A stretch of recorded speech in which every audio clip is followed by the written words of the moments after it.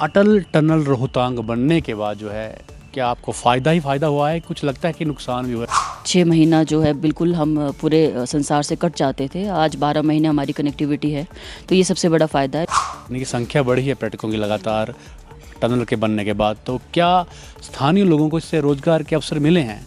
तो टूरिज़्म में तो काफ़ी अच्छी इसमें हमारी बढ़ोतरी हुई है, पर कैसे हमने इसको संतुलित वे में, मुझे लगता है कि हर जगह इसको फैलाना है, एक जगह पे ही बोझ ना पड़े और पूरा लाहौल स्पीति हमारा हर कोना एक्सप्लोर हो। आपका क्षेत्र बॉर्डर के साथ लगता हुआ है, तो क्या वहाँ पर कोई गतिविधियाँ देखी हैं आपने या कोई आपको वहाँ की दिक्कतें हैं और आपने कोई इस तरह का मामला उठाया है केंद्र या प्रदेश सरकार के समक्ष? क्योंकि कई बार ऐसा होता है कि बॉर्डर इशू है तो इस तरह के मामले आते ही हैं। कई बार ढाबे लगाने में वहाँ के लोग यहाँ आ जाते हैं या यहाँ के लोग वहाँ चले जाते हैं, तो इस तरह के कई बार कॉन्फ्लिक्ट सामने आए हैं। हिमाचल प्रदेश विधानसभा में कवायली क्षेत्र की एकमात्र महिला है अनुराधा राणा, और इनके पहनावे से भी आप अंदाज़ा लगा सकते हैं कि जब भी ये विधानसभा आती हैं तो इनका पहनावा जो है अपने क्षेत्र का ही रहता है। मैडम, स्वागत है आपका समाचार फर्स्ट में। विधानसभा पहुंची हैं आप, कई मुद्दों पर बात की है, कई मुद्दे आपने उठाए हैं। मुख्यतः क्या समस्याएं हैं आपके क्षेत्र में अभी भी? जी, जैसे आपने कहा कवायली या ट्राइबल क्षेत्र है हमारा, तो कई तरह की समस्याएं रहती है। खासकर हम जब सुविधाओं को देखते हैं तो अभी भी हमें लगता है कि स्वास्थ्य सुविधाओं की जो हालत है वो उतनी अच्छी नहीं है जितना हम एक्सेप्ट करते हैं कि जो होनी चाहिए, और एजुकेशन में भी कई तरह के रिफॉर्मेशन की आवश्यकता है। तो इसके अलावा हम रोड्स तो हमारे अच्छे हैं, मेन रोड्स, क्योंकि वो बीआरओ के अंतर्गत है, पर लिंक रोड्स में कहीं ना कहीं अभी कमी है, जिसको हम चाहते हैं कि वो समयबद्ध तरीके से पूरा हो। और मेजर समस्या आज के परिप्रेक्ष्य में हमारे पानी की समस्या है जो उभर के आई है, क्योंकि हमारा 90% जो है आर्थिक खेती पे निर्भर करता है। लोग किसानी या बागवानी करते हैं, इसीलिए संपन्न भी हैं हमारे ट्राइबल क्षेत्र के लोग, पर ये लोगों की अपनी मेहनत है। परंतु जो ग्लेशियर पिघलने से, जैसे हमने विधानसभा में इस मुद्दे को उठाया था, क्योंकि हमारा जो ग्लेशियर है मेन सोर्स है पानी का, चाहे वो ड्रिंकिंग वाटर हो या इरिगेशन वाटर हो, पर जिस प्रकार से क्लाइमेट चेंज हो रहा है, ग्लेशियर तेज़ी से पिघल रहे हैं, तो पानी की एक मेजर समस्या हमारे समक्ष खड़ी है। तो इससे कैसे निपटा जाए, इसकी चिंता मैंने विधानसभा में भी जाहिर की थी, और कई ऐसे प्रोजेक्ट हैं जिसमें फंड्स की आवश्यकता है। इसके लिए भी हम लगातार प्रयास कर रहे हैं, और ये एक हमारी सबसे महत्वपूर्ण समस्या भी और प्राथमिकता भी है, पानी की समस्या। और दूसरा, बाढ़ के कारण भी हमारा लगभग 4-5 सालों से कुछ क्षेत्र ऐसे हैं जहाँ नुकसान हो रहा है, तो ये भी एक मुख्य समस्या है जिसका भी हम निपटान के लिए लगातार अपने स्तर पे भी कोशिश कर रहे हैं।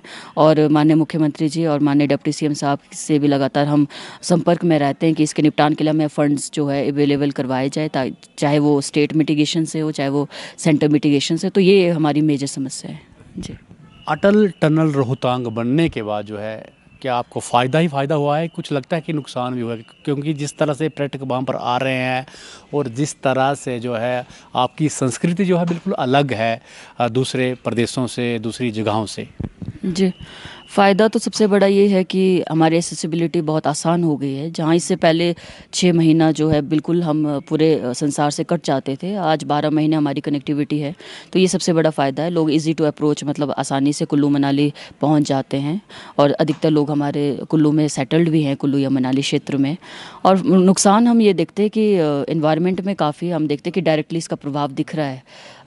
खासकर हम जब क्लाइमेट चेंज की बात करते हैं तो सारे, मुझे लगता है सारे फैक्टर्स इसके लिए सारे फैक्टर्स काउंट करते हैं, चाहे वो हमारे, क्योंकि एक दिन में 10,000 से ज़्यादा गाड़ियों का आना, इतनी मात्रा में जो है वो पॉल्यूशन होना, तो ये मुझे लगता है एनवायरनमेंट में एक बहुत बड़ी इसका डायरेक्ट प्रभाव भी जाता है। तो हमारी तो यही कोशिश भी है कि हम इसको कैसे संतुलित करें, और जो हमारा जो टूरिस्ट का रश है वो सिर्फ 1-2 स्थानों पे लिमिटेड ज़्यादा रहता है, क्योंकि बर्फ़ भी, टूरिस्ट को बर्फ़ चाहिए, और जो भी अट्रैक्शंस रहती है वो कुछ स्थानों पे ही है। तो हम कोशिश कर रहे हैं कि इसको बाकी जगह में भी हम इसको फैलाया जाए। अगर सब जगह हमारे टूरिस्ट जो है वो बंट जाते या हर क्षेत्र में पहुंचते तो उतना ज़्यादा दबाव एक एरिया तक नहीं पड़ेगा, और इससे हमारे सभी एरिया के लोगों को भी फ़ायदा होगा। हाँ जी। पर्यटन क्षेत्र बढ़ा है इससे, यानी कि संख्या बढ़ी है पर्यटकों की लगातार टनल के बनने के बाद, तो क्या स्थानीय लोगों को इससे रोज़गार के अवसर मिले हैं? जी बिल्कुल, टूरिज़्म हमारा एक मुख्य स्रोत बन गया है आय का। जब हम खेती के बाद अगर आय की बात करते हैं तो काफ़ी लोगों को इसका फ़ायदा हो रहा है, और लोग मतलब आज खेती के बाद खेती तो खुद नहीं कर रहे हैं, किसी और के थ्रू जैसे ठेके पे या लीज़ पे दे के करते हैं, पर टूरिज़्म में डायरेक्टली हमारे युवा जुड़े हुए हैं। और ख़ासकर एडवेंचर एक्टिविटीज़ हो या कोई भी ढाबा या होटल या रेस्टोरेंट चलाना हो, होम स्टेज़ काफ़ी चल रहे हैं हमारे दूर दराज के गाँव में भी। तो टूरिज़्म में तो काफ़ी अच्छी इसमें हमारी बढ़ोतरी हुई है, पर कैसे हमने इसको संतुलित संतुलित वे में मुझे लगता है कि हर जगह इसको फैलाना है, एक जगह पे ही बोझ ना पड़े और पूरा लाहौल स्पीति हमारा हर कोना एक्सप्लोर हो, क्योंकि हमारा पूरी घाटी बहुत सुंदर है पर अभी भी कुछ ऐसे गांव हैं जो जिनको एक्सप्लोर होना बाकी है। तो वहाँ पे कैसे टूरिस्ट पहुँचे, तो इस दिशा में भी हम काम करने की कोशिश कर रहे हैं। आपका क्षेत्र बॉर्डर के साथ लगता हुआ है, तो क्या वहाँ पर कोई गतिविधियाँ देखी हैं आपने, या कोई आपको वहाँ की दिक्कतें हैं और आपने कोई इस तरह का मामला उठाया है केंद्र या प्रदेश सरकार के समक्ष? जी, बॉर्डर एरिया है हमारा, दोनों तरफ से, एक तरफ लद्दाख के साथ बॉर्डर शेयर होता है, दूसरी तरफ हमारा ग्यू से चाइना बिल्कुल सटा रहता है। तो वहाँ से तो इस तरह का कोई अभी अपडेट नहीं है, मतलब शांति बरकरार है। पर लद्दाख साइड से हमारा एक थोड़ा बहुत मतलब जो है इसमें हलचल रहती है, क्योंकि कई बार ऐसा होता है कि बॉर्डर इशू है तो इस तरह के मामले आते ही हैं। कई बार ढाबे लगाने में वहाँ के लोग यहाँ आ जाते हैं या यहाँ के लोग वहाँ चले जाते हैं, तो इस तरह के कई बार कॉन्फ्लिक्ट सामने आए हैं। तो जहाँ तक हमारा जो पेपर में जो हमारे पास रिकॉर्ड है, चाहे वो फॉरेस्ट के रिकॉर्ड में देखा जाए या रेवेन्यू के रिकॉर्ड में, तो ये अभी मतलब दोनों तरफ से इस पे चर्चा चली हुई है और एक सेंटर की एक टीम भी आई थी इसमें, सर्वे ऑफ इंडिया से। तो हम यही चाहते हैं कि इसका जो ये जो विवाद है या विवाद ये अच्छे से सुलझ जाए टाइम रहते, और क्योंकि हमारी संस्कृति में कई तरह की समानताएं हैं लद्दाख से अगर हम कंपेयर किया जाए, तो हम तो यही चाहते हैं कि पड़ोसी के साथ हमारे रिश्ते अच्छे बने जाए। और पहले से आज़ादी से पहले भी अच्छे रिश्ते थे, कारोबार होता था, घोड़ों पे कारोबार चाहे होता था। तो आज भी हम यही चाहते हैं कि चाहे वो पर्यटन की दृष्टि से हो या दोनों बॉर्डर इश्यूज हो, ये अभी मामला जो है केंद्र सरकार के पास लंबित है। और हमने यही गुजारिश की थी, मैंने सदन में भी मामला उठाया था, माननीय मुख्यमंत्री महोदय जी से भी निवेदन किया था कि इस पर हस्तक्षेप करें और मतलब जो है एज इट इज़, जिसका जहाँ तक सीमा लगती है वो बरकरार रहना चाहिए। किसी के ऊपर हम ये नहीं चाहते कि किसी बॉर्डर पे हमने ना इंटरफेयर करना है, ना हम खुद इंटरफेयर जो है उसको झेल पाएंगे। लाहौल स्पीति की सभी महिलाओं को 1500 रुपये मिलना शुरू हो गया है क्या? जी, मैंने तो सदन में खुले तौर पे कहा, सबने देखा भी है कि पात्र महिलाओं को 1500 रुपये मिल रहे हैं। और पात्र महिलाएं जो कंडीशंस लगी है उस हिसाब से हमारे लगभग 1100-1200 महिलाएं हैं जिनको इसका लाभ मिल रहा है और जो जिनको ज़रूरत भी है। तो मुझे भी लगता है क्योंकि कोई भी स्कीम शुरू होती है उसमें पात्रता सबसे ज़रूरी इंपॉर्टेंट होती है, तो वो उसी के अकॉर्डिंग हमारे ज़िला में मिल रहा है। अभी 3-4 महीने की एक मुश्त राशि जो है महिलाओं के खाते में गई, और ऐसी महिलाएं जिनको ज़रूरत है, चाहे वो नन्स हैं, चाहे वो गरीब या विधवा महिलाएं हैं। तो मुझे लगता है कि पात्रता तो बहुत आवश्यक है और मैं अपने बात पे जो है कायम हूँ, क्योंकि मुझे लगता है कि पात्रता अगर नहीं रखेंगे तो अर्थव्यवस्था तो पूरी चौपट हो जाएगी। अंत में, महिला विधायक होने के नाते सबसे बड़ी चुनौती क्या है आपके समक्ष?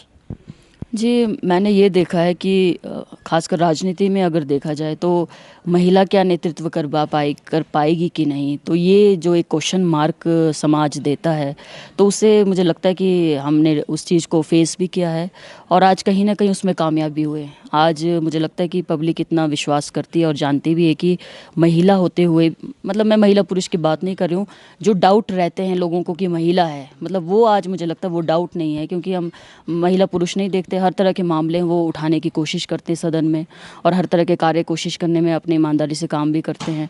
तो डिफ़िकल्टीज़ रहती है, आपने देखा है कि महिलाओं को जो है पर्सनल अटैक भी ज़्यादा किया जाता है, चाहे वो, मैं सिर्फ विधानसभा की बात नहीं कर रही हूँ, आप केंद्र सरकार तक आप जो है वो नेतृत्व देख लीजिए, सेंटर में मिनिस्टर जो महिलाएं होती हैं उन पे भी पर्सनल अटैक ज़्यादा किए जाते हैं। तो वो उसके समर्थन में मैं कहीं से भी नहीं हूँ। महिला पुरुष अलग बात है, पर नेतृत्व क्षमता जो है सबसे ज़रूरी है और वो मुझे लगता है कि उसमें ये नहीं देखना चाहिए कौन महिला कौन पुरुष। और मैं तो अपने जो लाहौल स्पीति की जनता को उनका धन्यवाद करती हूँ कि उन्होंने एक महिला नेतृत्व पे विश्वास किया और मुझे सदन में पहुँचाया, तो मैं हमेशा उनकी ऋणी रहूँगी और आज हम काम करने की भी कोशिश कर रहे हैं। लेकिन 68 एमएलओ में सिर्फ 3 ही महिलाएं, पहले एक ही थी, ये तो उपचुनाव हो गए तो अब 3 हो गई, तो आपको लगता है कि बहुत कम है ये? हाँ बिल्कुल, अगर रेशो वाइज देखा जाए तो काफ़ी कम है, 68 में से सिर्फ 3 महिलाएं हैं, पर ये भी उपचुनाव के ज़रिए हम 2 महिलाओं की जो है एंट्री हुई है। तो अब जो हमारा महिला रिजर्वेशन बिल है जो पास भी हो चुका है संसद से, अब देखते हैं कितनी जल्दी ये इम्प्लीमेंट होता है। तो 33% जो रिजर्वेशन की बात है, जो काफ़ी समय से बिल जो है लंबित था, तो अगर ग्राउंड में इम्प्लीमेंट होता है तो मुझे लगा बहुत बेहतर होगा, क्योंकि जब संविधान रचा जा रहा था उस समय भी हमारे सदन में जितनी महिलाएं थी उन्होंने महिला रिजर्वेशन का विरोध किया था, ये सोच के नहीं कि वो महिला विरोधी है, ये सोच के कि महिला खुद सक्षम है, आगे आ सकती है, उनको रिजर्वेशन की ज़रूरत नहीं है। पर हमने जैसे जैसे देखा है अंतराल के साथ, महिलाओं की भागीदारी राजनीति में उतनी नहीं रही। हमेशा राजनीति को पावर और पैसे से ज़्यादा आंका गया। पर ये मुझे लगता है कि हम जैसे लोग अगर आज सदन में हैं तो इससे भी एक बेहतर मैसेज हमारे लड़कियों में या महिलाओं में भी जाता है कि हम जैसे लोग भी विधानसभा तक पहुंच सकते हैं, जो बिल्कुल एक नॉर्मल बैकग्राउंड से, जिनके पास ना पावर था, ना मनी, ना पैसा था। तो मतलब इस तरह का भी मुझे लगता है ये किस्मत की भी बात होती है, बट सबसे ज़रूरी है आपका डेडिकेशन और इंटेंशन कैसा है। अगर आपकी सोच, मैंने देखा कि अगर आपका सोच सही है और ईमानदारी से आप किसी के प्रति, काम के प्रति डेडिकेटेड रहते हैं, तो भगवान भी आपका साथ देता है और रास्ते अपने आप बनते हैं। बिल्कुल, काम के प्रति यदि आपकी डेडिकेशन है तो भगवान भी आपका साथ देता है, किस्मत भी आपकी साथ देती है। ये कहना है लाहौल स्पीति की विधायक अनुराधा राणा का। आपने समाचार फर्स्ट को वक्त दिया, आपका बहुत बहुत धन्यवाद। धन्यवाद।